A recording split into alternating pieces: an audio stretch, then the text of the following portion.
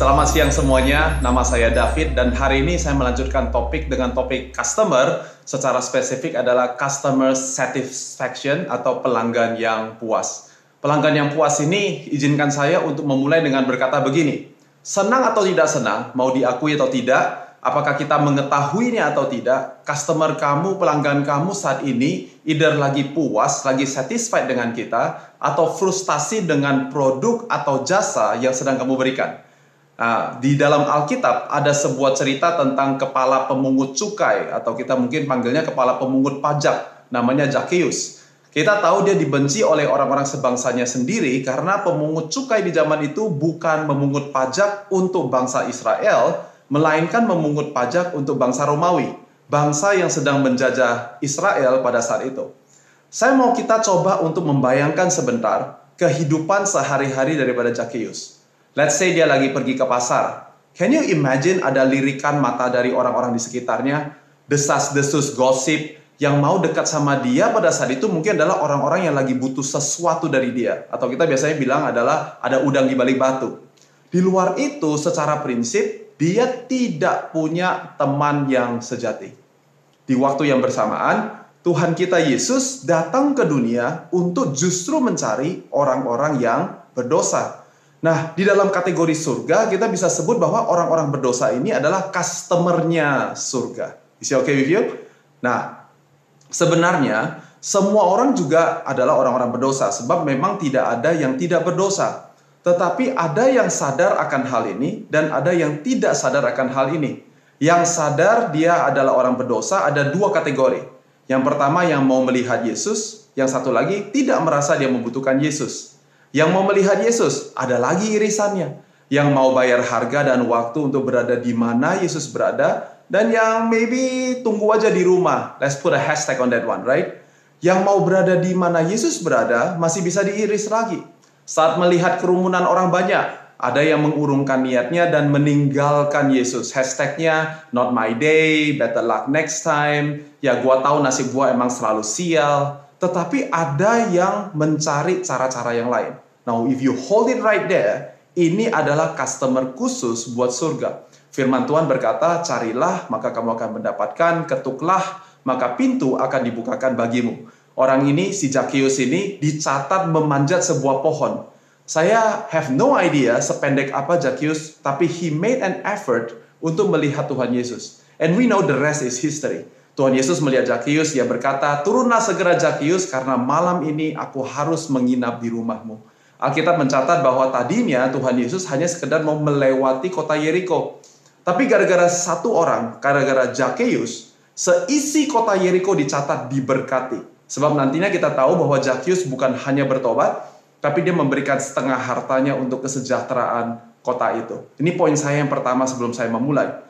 Kita tidak perlu jumlah yang besar, customer yang besar, untuk survive and thrive. Khususnya kalau kamu dalam kondisi survival. Ketahuilah kunci untuk bertahan bukan di masa atau volume, melainkan di hanya beberapa customer yang kamu tetapkan sebagai target. Artinya kalau sebagai penembak, kita jadi penembak jitu, jadi sniper, dan bukan jadi pakai bazooka as an example. Yang kedua, Zakheus memiliki frustasi yang yaitu adalah tidak ada orang yang mau menjadi temannya. Tuhan Yesus adalah temannya orang berdosa. Sering dicatat di dalam Alkitab bahwa dia adalah teman dari para pemungut cukai dan orang-orang berdosa. Orang yang dicap pemungut cukai, orang berdosa di zaman itu gak punya teman, tapi Tuhan Yesus datang dan menjadi teman buat mereka. Dia tahu dengan kata lain siapa customer dia, dan ini lebih penting, dia mau berada di mana customer itu berada. Nah, di slide berikutnya saya mau kalian melihat logo dari beberapa maskapai penerbangan yang ada di Indonesia. Kalian bisa lihat ada di screen. Nah, pertanyaan saya adalah yang mana yang kamu pernah dengar namanya? Yang mana yang logonya memberikan sebuah perasaan keyakinan bahwa ini kayaknya brand yang bagus deh. Yang mana yang kamu sudah pernah coba naik pesawatnya? Mungkin sudah pernah pergi ke situs websitenya, tapi gak jadi beli. Tell me why. Apa sih yang membuat kamu menjadi frustasi? Pernah gak belinya beli, tapi frustasinya gak ketolongan? Beli hanya karena hashtagnya no choice. Waktu sudah di bandara, bagaimana pengalaman kamu antri untuk mendapatkan boarding pass? memasukkan bagasi, antrian naik pesawat, AC di pesawat, kepanasan, kedinginan. Bagaimana perhatian daripada pramugari? Terlambat atau tepat waktu? Nunggu bagasi di bandara ketiban seperti apa? Bagaimana? Sudah belum tertumpuk cerita-cerita frustasi naik pesawat terbang di Indonesia? Ini adalah contoh nyata bahwa kita sendiri cuman bisa berkata saya puas dengan maskapai ini atau saya frustasi dengan maskapai ini. Sekali lagi, kalau hashtagnya no choice, memang harus mengambil jasa maskapai itu. Tetapi saya yakin kalau kita dikasih izin bebas berkomentar dan mengatur, saya yakin kita semua punya opini tentang how atau gimana harusnya cara mengatur pesawat itu dan sebagainya. I want you to make sure that you know this.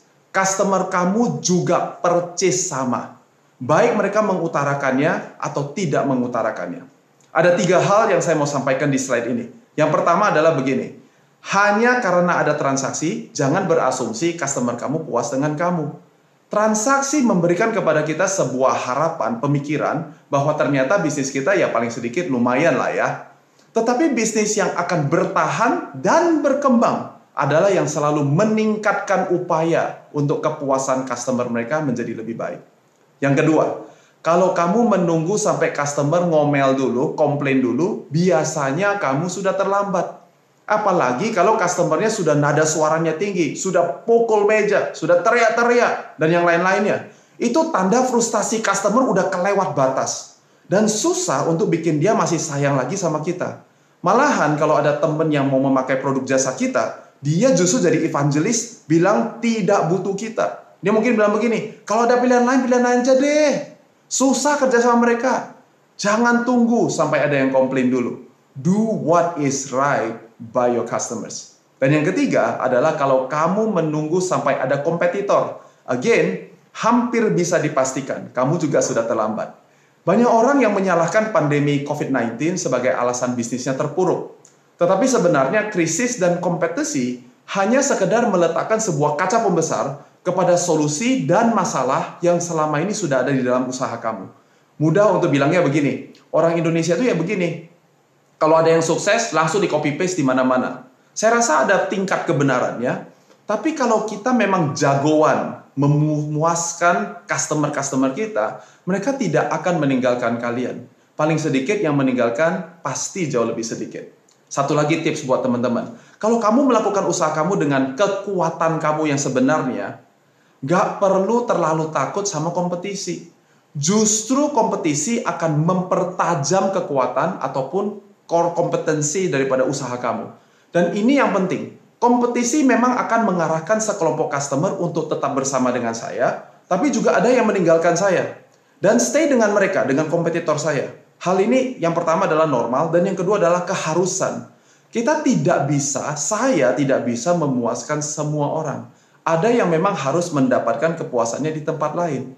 Ini penjelasan saya yang singkat, supaya saya bisa mengajak kita berpikir kepada 2 hal yang lain di slide berikutnya. Yaitu kata promosi dan kata iklan. Kata kunci yang saya mau pakai adalah kata informasi dan kata perhatian. Fokus promosi adalah bagaimana supaya informasi yang saya mau bisa didengar, dilihat, dibaca sama customer-customer saya. Kalau iklan, fokusnya adalah bagaimana perhatian publik ada di saya. Ini bukan, dan saya mau katakan sekali lagi, ini bukan tentang yang mana yang benar, mana yang salah. Kedua-duanya dibutuhkan, tetapi kalau konteksnya adalah jangka panjang, promosi biasanya adalah aktivitas yang kamu butuhkan. Iklan itu biasanya lebih short term, dan butuh biaya yang lebih besar per iklannya. Ada 3 hal yang saya mau bandingkan di slide ini, yaitu yang pertama adalah wow factor atau tingkat kehebohan.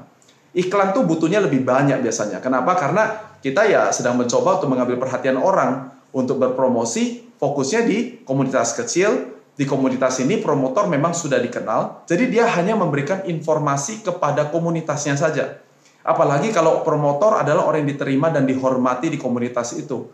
Informasi menjadi lebih mudah diterima dan diserap. Ini yang pertama. Yang kedua adalah product knowledge. Ingat cerita tadi tentang customer yang frustasi, yang teriak-teriak, yang pukul-pukul meja. Dia itu punya segala informasi, tapi informasi yang salah. Bahkan kalau itu hanya persepsi dia saja. Dia punya pengetahuan tentang semua yang salah tentang bisnis saya. Dan informasi ini yang kemudian dia sebarkan kemana-mana. Nah, kalau kita reverse engineer hal ini, promotor ini bukan harusnya cuma jadi seperti orang salesman kita, tapi juga yang lebih efektif adalah justru customer kita yang satisfied. Karena dia akan bercerita dan memberikan semua pengetahuan, pengalaman dia akan produk dan jasa kita kepada siapa saja yang dia temui. Sedangkan untuk beriklan, pertama-tama waktunya singkat sehingga tidak banyak informasi yang bisa disampaikan. Kalau nggak kreatif, maka responnya cuma segera gini nih. Aduh, gua udah tahu deh, yang kayak itu kan. Nah, yang itu berarti jadi tambah dikenal gara-gara kita. Saya yang beriklan, tapi si itu tadi yang dapat benefitnya. Dan yang ketiga adalah masalah biaya. Iklan pada umumnya membutuhkan biaya yang lebih besar, baik dari segi produksi maupun distribusi. Promosi itu pada umumnya berisi cerita-cerita dari customer kita. Produksinya bahkan sering diakal-akalin oleh mereka-mereka sendiri. Distribusinya juga di komunitas mereka sendiri. Maka dalam hal ini kita tentu bisa berkolaborasi dengan promotor untuk meningkatkan ketajaman informasi yang mau diberikan dan juga tingkat kehebohan media. Right? Why not? Oke, jadi it's okay untuk punya tingkat kehebohan tertentu. Selanjutnya adalah dua kata kunci yang saya mau kita perhatikan bersama-sama, yaitu kata memakai dan kata membayar. Khususnya kalau kita lagi cerita konteks promosi. Saya mau pastikan kita tahu bahwa customer kamu idealnya sudah memakai dan membeli produk atau jasa kamu. Kenapa? Coba kita pikirkan bersama ya, kenapa ini penting? Karena promosi itu erat berhubungan dengan informasi. Sekali lagi, informasi. Bagaimana promotor bisa memberikan informasi kalau dia nggak pernah memakainya? Dalam dunia bisnis ada terminologi believable factor. Artinya faktor yang bisa dipercayai. Promosi dan iklan yang terlalu generik memiliki believable factor yang rendah. Kita tahu bahwa apa yang digambarkan sudah dicantikkan atau diidealkan. Kita tahu bahwa dalam kenyataannya orang ini gak mungkin hidupnya atau ceritanya kayak begitu. Sehingga call for action, another terminologi di dalam bisnis yang artinya habis dipromo sama diiklanin, lantasan kita mau penerimanya ngapain nih? Call for actionnya apa? Call for actionnya sering adalah gak ada. Sebab memang keren, kunci keren, tapi gak ada call for action-nya. Coba ingat kejadian kita yang sehari-hari. Mungkin kamu lagi ambil foto dengan telepon kamu. Hasilnya luar biasa dan teman-teman kamu nanya, bagus banget ya. Terus karena kamu fans sama merek ini, deskripsi kamu tidak berhenti hanya di kamera kan, tapi juga di fitur-fitur lainnya. Nah, coba ingat apa reaksi lanjutan daripada teman-teman. Apakah ada percakapan? Kalau dalam pengalaman saya, mereka pergi ke website perusahaan yang dimaksud untuk belajar lebih banyak tentang produk itu. Perhatikan bagaimana informasi mulai terdistribusi. Kenapa? Karena saya adalah pemakai dan saya juga pembeli. Dalam masalah harga, saya bisa merasionalisasikan kenapa harga itu wajar untuk dibayar dengan harga demikian. Ini tips yang lain. Harga murah tidak menjamin penjualan yang tinggi. Mudah-mudahan ini membantu strategi kalian. Di slide berikutnya, ini adalah dua strategi umum yang menjadi slide saya yang terakhir. Yaitu pertama adalah bayar dulu baru dipakai atau pakai dulu, bayarnya nanti. Yang satu memerlukan strategi yang kita sebut dengan garansi. Dan yang satunya lagi membutuhkan strategi freemium atau gratis di depan.